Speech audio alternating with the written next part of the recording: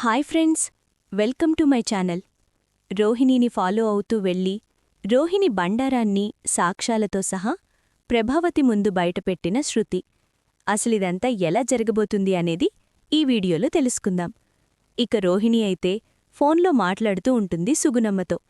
అప్పుడే అటువైపుగా వెళ్తున్న శృతి ఇక రోహిణి ఎవరితోనో ఫోన్లో మాట్లాడుతున్నట్టుంది అని అనుకుంటూ వచ్చేస్తూ ఉండగా, నేనిప్పుడే వస్తున్నానమ్మా, నువ్వు కంగారుపడకు అని రోహిణి ఫోన్లో మాట్లాడ్డం విని, అమ్మనా, అమ్మ అని రోహిణి ఎవరితో మాట్లాడుతుంది? తను ఎందుకలా కంగారుపడిపోతుంది? నేను వస్తున్నాన్రా, నువ్వు కంగారుపడకమ్మా అని మళ్ళీ మాట్లాడుతూ ఉంటుంది. ఈరోజు నాకు పార్లర్లో పెద్దగా పనేమీ లేదు, అందుకని ఇంటికొస్తాను, మీరు మాత్రం జాగ్రత్తగా ఉండండి అని చెప్పి రోహిణి ఫోన్లో మాట్లాడుతూ ఉంటుంది. అది విని వెంటనే శృతి రోహిణి ఏదో నిజాన్ని దాచిపెడుతుంది. అర్థమైపోతుంది, ఈరోజు పార్లర్లో పనిలేదని వస్తానని ఎవరితో మాట్లాడుతుందో తెలుసుకోవాలి, ఈరోజు రోహిణితో పాటు ఫాలో అవుతూ వెళ్ళాలి అని అనుకుంటూ ఉంటుంది శృతి. తర్వాత పార్లర్కి వెళ్తున్నానని చెప్పి ప్రభావతితో రోహిణి అంటుంది. అప్పుడే ప్రభావతి ఏంటమ్మా, ఈరోజు తొందరగా వెళ్తున్నావు, పని ఎక్కువుందా అని అడుగుతూ ఉంటే, అవునత్తయ్యా, ఈరోజసలు పార్లర్లో ఖాళీగానే ఉండను, అందుకని త్వరగా వెళ్తున్నాను అని అబద్ధమైతే చెబుతుంది. నా అనుమానమే నిజమైంది, నిజంగానే ఇప్పుడు రోహిణి ఎక్కడికో వెళ్తుంది, ఆంటీక్కూడా అబద్ధం చెప్పింది అని శృతి రోహిణి వెనకాలే ఫాలో అవుతూ వెళ్తుంది. అప్పుడే రోహిణి కోరుకొండ బస్ ఎక్కుతుంది.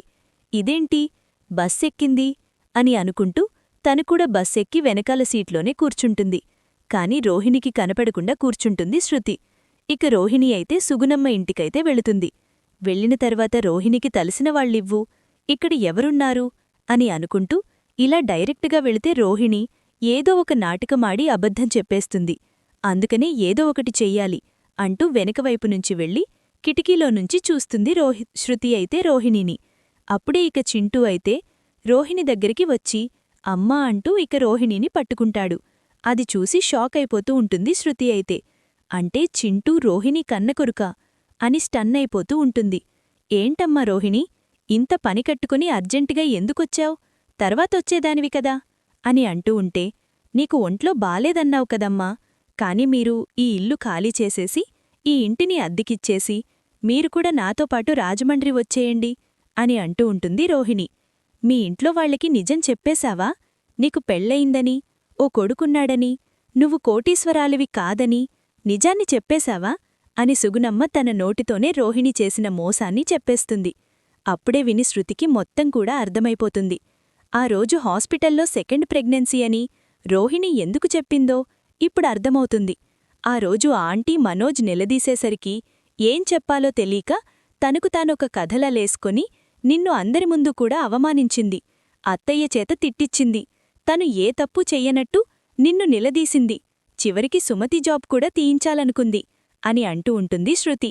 అప్పుడే రోహిణి అమ్మా, ఇక్కడికి బాలు, నీనా వస్తూ ఉంటారు, మళ్ళీ మీకు ఏదో ఒకటి చేస్తూ చింటూని దత్త చేసుకుంటామని చెప్తారు, అందుకనే నేను ముందే మిమ్మల్ని అక్కడికి మార్చేస్తున్నాను, వాళ్ళకి నిజం చెప్పలేదు, ఏనీ లేదు, మీరిద్దరూ ఒక ఇల్లు అద్దెకి తీసుకుని అక్కడ ఉండండి, చింటూని మంచి స్కూల్లో జాయిన్ చేస్తాను అని అంటూ ఉంటుంది రోహిణి.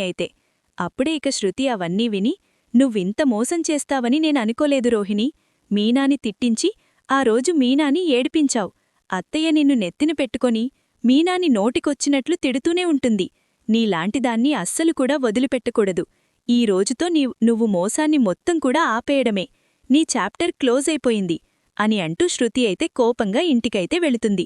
అలా కోపంగా ఇంటికి వెళ్లిన తర్వాత మీనాని తిడుతూ ఉంటుంది ప్రభావతి. పూలు డెలివరీకి వెళ్ళి ఎంతసేపు ఇంట్లో వాళ్లకి వంట చేయాలని నీకు ఉండదా అని అంటూ తిడుతూ ఉంటుంది.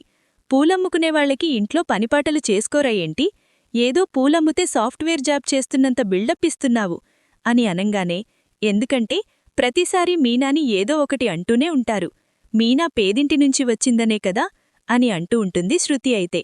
ఇప్పుడు మీనా గురించి నీకెందుకు శృతి, నువ్వు లోపలికి వెళ్ళు అని ప్రభావతి అంటూ ఉంటే, తను పేదింటినుంచి వచ్చినా సరే మీరనే మాటల్ని భరిస్తూ ఈ ఇంట్లోనే అందరికీ కూడా అన్ని పనులు చేస్తూ ఎంతో సహనంతో ఓర్చుకొని ఇక్కడ ఉంటుంది, కాని మీ పెద్ద కోడల్ని నెత్తిన పెట్టుకున్నారు కదా, మీ పెద్ద కోడలు చేసిన మోసాన్ని తలుచుకొని ఇప్పుడు మీరు చెప్తే షాక్ అయిపోతారు, మీ పెద్ద కోడలు ఏం చేసిందా చెప్తే ఇక మీరు మాత్రం అస్సలు కూడా క్షమించరు అని అంటూ ఉంటుంది శృతి. అప్పుడే ఏం చేసింది? ఎప్పుడూ రోహిణి మీదే పడే ఏడుస్తారందరూ కూడా. మన్నటి వరకు ఈ బాలు మీనా అనుకున్నాను, ఇప్పుడు లిస్ట్లో నువ్వు కూడా జాయిన్ అయ్యావన్నమాట అని అంటూ ఉంటుంది ప్రభావతి. ఈ వీడియోని చూసి అసలు ఎవరు ఎవరిని మోసం చేశారో, ఎందుకు మోసం చేశారో మొత్తం తెలుసుకోండి అని శృతి అయితే చూపిస్తుంది వీడియోని. ఇక శృతి వీడియోని చూపించంగానే ఒక్కసారి షాక్ అయిపోతూ ఉంటుంది ప్రభావతి. అప్పుడే ఇక ప్రభావతి రోహిణికి ఆల్రెడీ పెళ్లయిందని, తనకి కొడుకున్నాడని, చింటూ రోహిణి కన్న కొడుకని, కోటీశ్వరులు కాదని మొత్తం నిజాలన్నీ ఒకేసారి బయటపడిపోతాయి.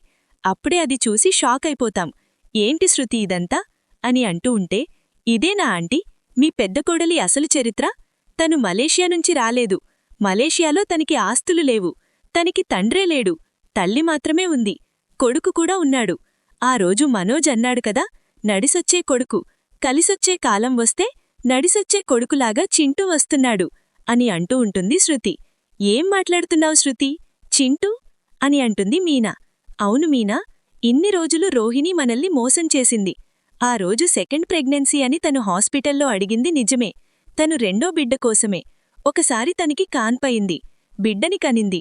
కాని ఆ రోజు ఆంటీ వాళ్లు నిలదీసేసరికి తను ఏం చెప్పాలో తెలీక తనకు తానొక కథలలేసుకొని నిన్ను అందరి ముందు కూడా అవమానించింది. అత్తయ్య చేత తిట్టిచ్చింది. తను ఏ తప్పు చెయ్యనట్టు నిన్ను నిలదీసింది. చివరికి సుమతి జాబ్ కూడా తీయించాలనుకుంది అని అంటూ ఉంటుంది శృతి. అప్పుడే ఇక మనోజైతే ఇంటికి వస్తాడు. ఏమైంది అని అడుగుతూ ఉంటాడు. ఇక అందరూ కూడా హాల్లో అయితే ఉంటారు. ఇక ప్రభావతి అయితే ఇక ఏడుస్తూ ఉంటుంది. నీ జీవితం ఇలా అయిపోతుందని అనుకోలేదురా అని అంటూ బాధపడుతూ ఉంటే, ఏం జరిగిందమ్మా ఇప్పుడు అని అంటూ ఉంటాడు మనోజైతే. అప్పుడే శృతి అయితే వీడియోని చూపిస్తుంది మనోజ్కి. మనోజ్ ఆ వీడియో చూడంగానే ఇలా షాక్ అయిపోయి అంటూ ఉంటాడు. ఏంటి, రోహిణికి ఆల్రెడీ పెళ్లయిందా? చింటూ రోహిణి కన్నకొడుకా అని ఆ వీడియోని చూసి స్టన్ అయిపోతూ ఉంటాడు మనోజైతే. పెళ్లి అంటే అటు 7 తరాలు, ఇటు 7 తరాలు చూడమంటారు. తను కోటీశ్వరాలిని చెప్పి ఇక పెళ్లి చేసుకుంటానని అనేసరికి ముందు వెనక ఆలోచించకుండా ఇలాంటి మోసగత్తికి నువ్వు కోడలు పదవి ఇచ్చి మనోజ్గాడి జీవితాన్ని నాశనం చేశావు అని అంటూ సత్యమైతే ప్రభావతిని తిడుతూ ఉంటాడు. చూశారుగా ఫ్రెండ్స్, రాబోయే కథలో ఖచ్చితంగా ఇలాగే జరగబోతుంది. మరి ఇలాగే జరగాలని మీరైతే కోరుకుంటున్నారా? అయితే వీడియోని తప్పకుండా లైక్ చేసి ఛానల్ని సబ్స్క్రైబ్ చేసుకొని పక్కనే ఉన్న గంట సింబల్పై ఆల్ అని క్లిక్ చేయండి. అప్పుడే మేం పెట్టే ప్రతి వీడియో మీరు మిస్ కాకుండా చూసేయవచ్చు.